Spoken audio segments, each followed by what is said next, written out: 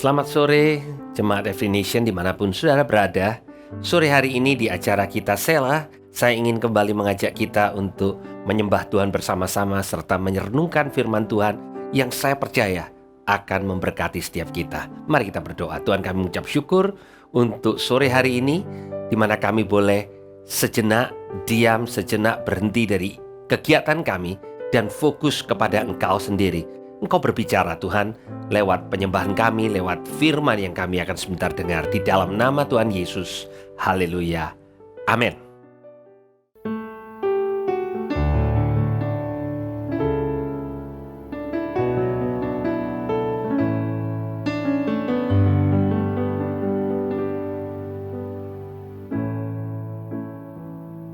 Bila kau izinkan sesuatu terjadi, ku percaya semua untuk kebaikanku. Bila nanti telah tiba waktumu, ku percaya kuasa-Mu memulihkan hidupku.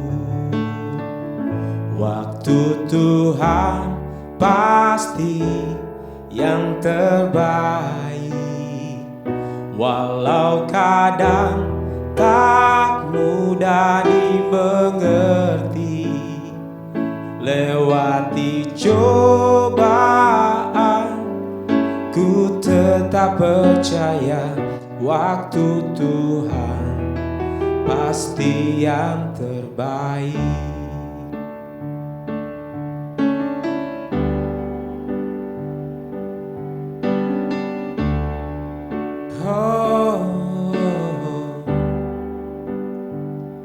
Bila kau izinkan sesuatu terjadi, ku percaya semua untuk kebaikanku. Bila nanti telah tiba waktumu, ku percaya kuasa-Mu memulihkan hidupku. Waktu Tuhan pasti yang terbaik, walau kadang tak mudah dimengerti. Lewati cobaan, ku tetap percaya waktu Tuhan pasti yang terbaik. Waktu Tuhan pasti yang terbaik, walau kadang tak mudah dimengerti.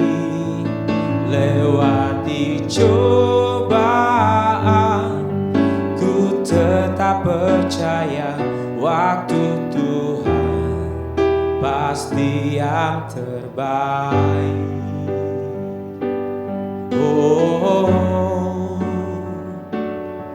Waktu-Mu yang terbaik. Oh, bukan waktu kami Tuhan, bukan kehendak kami Tuhan, tapi kehendak-Mu yang terbaik. Rencana-Mu yang terbaik dalam hidup kami Tuhan. Kami percaya waktu-Mu yang terbaik. Kami percaya Kau Allah yang memulihkan, Kau yang memberikan yang terbaik. Oh,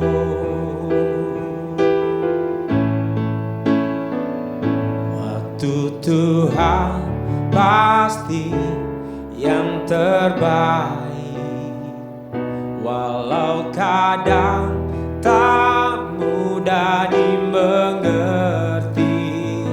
Lewati cobaan,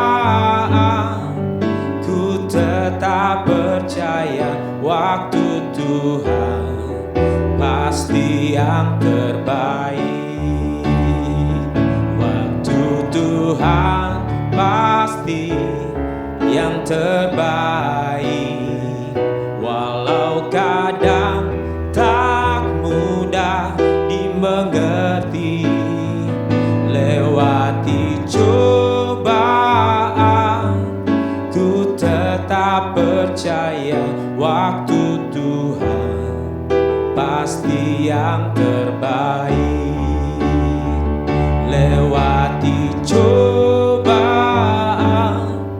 ku tetap percaya waktu Tuhan pasti yang terbaik. Lewati cobaan,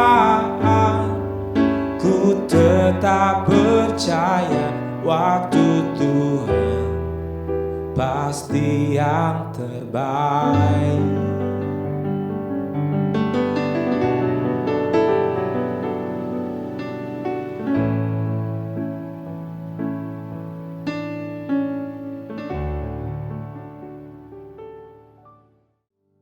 Saudara, sore hari ini masih di bulan Januari tahun 2022. Saya ingin kita sama-sama mengawali waktu-waktu kita di tahun 2022 ini dengan semangat yang baru. Saya akan berbicara tentang the power of diligence atau kuasa dari kerajinan. Benar saudara, kuasa dari kerajinan. Artinya Alkitab berbicara tentang menjadi rajin. Dan saya ingin mengajak saudara untuk merenungkan kebenaran firman Tuhan yang dituliskan oleh seorang bijaksana yang bernama Salomo. Ya, dan dia katakan di dalam Pengkhotbah pasal yang ke-11, saya akan memulai membaca dari ayat yang ke-4. Dikatakan, siapa senantiasa memperhatikan angin, tidak akan menabur. Dan siapa senantiasa melihat awan, tidak akan menuai.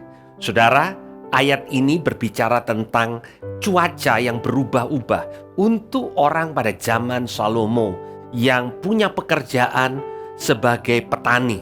Maka perlu untuk memperhatikan angin, perlu untuk memperhatikan awan. Ya, kapan waktu, kapan cuaca yang baik, kapan yang tidak baik. Memperhatikan angin dan melihat kepada awan bukan sesuatu yang buruk. Tetapi nasihat Salomo bukan kita tidak memperhatikan cuaca atau tidak memperhatikan keadaan. Ini untuk kita yang hidup pada zaman ini. Tetapi yang dikatakan adalah siapa yang senantiasa, siapa yang fokusnya hanya melihat kepada keadaan, maka dia tidak akan menabur. Dan akibatnya dia tidak akan menuai. Petani tahu bahwa kalau dia tidak pernah menabur, sekalipun dia berdoa sebagai orang percaya, dia tidak akan menuai. Nah, demikian juga dengan kehidupan kita sebagai orang percaya. Seringkali di dalam keadaan yang tidak menentu, kita berhenti dan tidak melakukan apa-apa. Karena kita merasa belum jelas, belum tahu apa yang harus kita lakukan. Tetapi nasihat firman Tuhan adalah menjadi rajin. Di ayat yang kelima, saya melanjutkan, dikatakan, sebagaimana engkau tidak mengetahui jalan angin dan tulang-tulang dalam rahim seorang perempuan yang mengandung, demikian juga engkau tidak mengetahui pekerjaan Allah yang melakukan segala sesuatu. Pada waktu keadaan tidak menentu, dikatakan Allah tetap bekerja. Tidak seorang pun yang tahu pekerjaan Allah yang melakukan segala sesuatu. Tidak seorang pun yang cukup berhikmat untuk tahu semuanya. Jadi saudara, nasihat dari Salomo adalah bijaksana kalau kita mulai melakukan sesuatu keseharian kita tanpa harus mengetahui segala perkara. Ya, karena sama seperti tulang-tulang di dalam rahim perempuan. Seorang ibu tidak tahu bagaimana caranya atau proses terjadinya bayi yang dewasa dari satu embrio yang kecil sekali. Tetapi dia tahu bahwa bayi itu pasti bertumbuh. Dan demikian juga pekerjaan Tuhan pasti akan digenapi.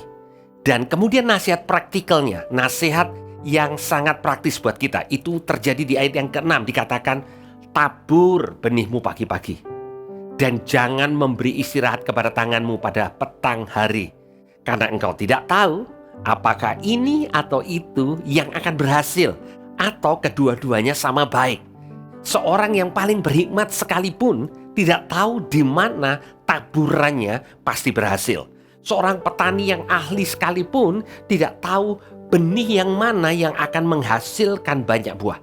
Tetapi kalau dia tabur cukup banyak benih, mulai dari pagi hingga petang, maka dia yakin bahwa kerajinannya ini tidak akan sia-sia. Nah, saya ingin mendorong saudara melewati hal yang tidak menentu. Jangan menunggu untuk melakukan sesuatu sampai engkau tahu pasti. Karena yang pertama, nasihat firman Tuhan adalah engkau tidak akan pernah tahu kepastian itu. Tetapi pada waktu engkau menjadi rajin, mencoba, mulai tabur di tempat yang satu, menjadi rajin di tempat yang lain, dan saudara katakan, gimana saya tahu yang satu atau yang lain di mana saya harus menabur? Mulai dari sesuatu yang ada di tanganmu dengan arti kata apa yang memang harus engkau kerjakan. Kalau engkau bekerja pada saat ini atau engkau punya satu keahlian di satu tempat, perdalam itu, lakukan sesuatu, gali terus sampai engkau menjadi ahli. Engkau katakan, untuk apa aku belajar? Toh tidak ada sesuatu di depan yang mengharuskan aku belajar. Ini permasalahan kita. Kita tidak mau menabur benih. Saudara, benih yang kita tabur tidak akan pernah langsung dituai. Benih itu, firman Tuhan mengatakan benih itu harus mati terlebih dahulu, tertanam di tanah ya, dan kemudian dia baru bertumbuh. Saudara, setiap usaha kita untuk membangun sesuatu, apakah itu keahlian tertentu, apakah itu sesuatu yang kita mau menjadi lebih baik di dalam karakter kita, dimulai dari sesuatu yang kecil. Alkitab selalu mengatakan mulai dengan kecil. Benih itu sesuatu yang kecil, tetapi potensinya besar. Nah saudara, pada waktu kita mulai melakukan sesuatu, itu Tuhan akan menuntun kita. Ya, saudara, mobil yang sedang berhenti itu sulit untuk dituntun ke arah di mana dia perlu untuk berada. Tetapi kalau mobil itu bergerak, maka steering wheel-nya ya, untuk setir yang dipakai untuk mengemudi itu mudah untuk digerakkan. Itu adalah cara Tuhan menuntun kita. Kadang di dalam keseharian kita tidak bergerak, saudara. Kita tidak mau sampai sesuatu yang pasti itu datang. Tetapi nasihat firman Tuhan hari ini mengajar kepada kita, mulai bergerak, mulai lakukan sesuatu. Saudara tidak pernah tahu apa yang Tuhan akan lakukan. Kalau mungkin ada kesempatan untuk belajar sesuatu yang baru, belajar saudara. Ya, kalau belajar itu kemudian membuat saudara bisa membantu teman saudara, mulai bantu. Karena saudara tidak pernah tahu dari apa yang kecil akan timbul sesuatu yang besar. Saudara, ada seorang ibu yang memulai bisnisnya itu bukan secara intensional, bukan secara sengaja. Ya, dia punya hobi memasak dan dia mulai memasak di rumah, mencoba-coba banyak resep melalui YouTube. Sekarang saudara bisa belajar begitu mudah, saudara tidak perlu kursus, saudara bisa belajar ya. Dan kemudian pada waktu masa pandemi ini terjadi ya, dan di mana suaminya di PHK, suaminya tidak lagi bekerja, maka ibu ini mulai memakai keahliannya untuk memasak, saudara. Dan awalnya masakannya itu tidak terlalu diterima oleh orang-orang yang sekelilingnya, tetapi dia tetap berusaha, dia tetap lakukan, dan dia katakan kepada keluarganya, kalau makanannya nggak jadi, resep yang baru dicoba nggak jadi, itu buat makanan keluarga. Ya, karena nggak jadi bukan berarti rusak, tetapi mungkin cita rasanya tidak sesuai dengan apa yang diinginkan oleh ibu ini. Dan itu berlangsung berbulan-bulan. Hari ini, ibu ini sudah punya industri rumahan. Ya, makanannya sudah bisa dijual melalui online dan hasilnya jauh lebih besar daripada penghasilan suami sebelum masa pandemi. Ini hanya salah satu contoh dan begitu banyak hal yang lain. Pada waktu orang di rumah dan kemudian sepertinya tidak bisa melakukan apa-apa. Banyak orang sungguh-sungguh tidak melakukan apa-apa. Tetapi orang yang bijaksana selalu mau menabur benih. Dan saya mendorong saudara di tahun 2022. Saudara mengatakan, keadaan mulai sibuk, saya mulai sibuk. Tetap saudara, prinsipnya tetap sama. Tabur benihmu pagi-pagi. Saudara tetap bisa belajar sesuatu yang baru. Banyak sekali hal yang baru yang kita bisa pelajari di sekeliling kita. Dan saudara, apapun yang kita pelajari, kalau kita berikan kesungguhan, maka akan tiba waktunya kita akan menjadi ahli. Ya, dan di Pengkhotbah pasal yang ke-9 ayat yang ke-10 dikatakan begini, segala sesuatu yang dijumpai tanganmu untuk dikerjakan, kerjakan itu sekuat tenaga, karena tidak ada pekerjaan, pertimbangan, pengetahuan, hikmat dalam dunia orang mati, kemana engkau akan pergi. Dengan kata lain, Pengkhotbah 9 ayat 10 ini mengatakan ada kesempatan, dan kesempatan itu bisa berakhir. Kalau masih ada kesempatan belajar, saudara, tidak ada usia yang terlalu tua buat saudara untuk belajar. Mungkin saudara nggak bisa belajar sesuatu yang karena saudara nggak punya dasarnya, ya. Mungkin saudara bukan ahli coding, ya. Zaman sekarang ini banyak sekali anak muda yang jago coding. Tetapi saudara, kalau saudara nggak bisa coding, saudara bisa melakukan sesuatu yang lain. Tidak ada kata terlambat. Saudara bisa belajar untuk menjadi montir yang lebih baik. Saudara bisa belajar untuk bercocok tanam di rumah dengan lebih baik. Dan saudara tidak pernah tahu bahwa sesungguhnya pada waktu pintu tertutup, itu adalah tanda di mana Tuhan mengarahkan kita ke pintu yang baru. Dan pintu yang baru itu seringkali kita tidak siap masuk karena kita tidak cukup rajin untuk mempersiapkan apa yang sedang terjadi. Saya ingin menutup dengan kisah Daud. Daud adalah seorang gembala domba. Dombanya nggak banyak, dan dia katakan pada waktu ada singa atau beruang datang untuk mengganggu dombanya, maka dia melatih dirinya untuk melindungi dombanya dari serangan itu. Dan dia menjadi mahir dengan menggunakan ali-ali untuk menjaga dombanya dari serangan binatang buas. Tanpa dia tahu, keahlian yang dia pakai untuk dia menjaga dombanya yang cuma beberapa ekor, akhirnya Tuhan pakai untuk melawan raksasa Filistin. Dan ada satu kemenangan yang luar biasa. Andaikan Daud tidak melatih dirinya pada waktu dia berhadapan dan kesempatan itu ada, maka dia melihat Goliat sebagai tantangan yang tidak bisa dikalahkan. Tetapi pada waktu dia bisa melihat Goliat, karena dia sudah mahir dengan ali-alinya, tanpa dia tahu bahwa dia akan berjumpa dengan Goliat, Tuhan memberikan kemenangan itu buat Daud. Tuhan bekerja, tetapi Daud mempersiapkan dirinya. Itu yang saya ingin dorong setiap saudara, lakukan sesuatu, belajar sesuatu, karena kita tidak pernah tahu. Seperti yang dikatakan Pengkhotbah 11 ayat 4 tadi, ya, kita tidak tahu yang mana yang akan terjadi. Kalau kita senantiasa perhatikan angin dan selalu melihat awan, kita tidak akan menuai. Mari kita berdoa. Tuhan, kami mengucap syukur karena kami diingatkan bahwa kerajinan di dalam Engkau itu punya kuasa. Engkau bisa mengarahkan kami ke tempat di mana kami tidak pernah membayangkan sebelumnya. Tuhan, biar di waktu-waktu senggang kami, di waktu-waktu kami bisa menyisihkan waktu, kami tidak buang waktu, tapi kami memakai waktu itu maksimal. Kalaupun kami tidak tahu apa yang harus kami lakukan, kami mulai dengan menolong orang yang membutuhkan pertolongan kami. Tuhan, jadikan kami mahir sesuai dengan talenta yang Kau sudah tempatkan dalam kehidupan kami masing-masing. Terima kasih Tuhan untuk sore hari ini. Tuhan, berkati benih firman yang ditaburkan sore hari ini di dalam nama Tuhan Yesus. Haleluya, amin. Selamat mencoba untuk menjadi rajin. Tuhan Yesus memberkati.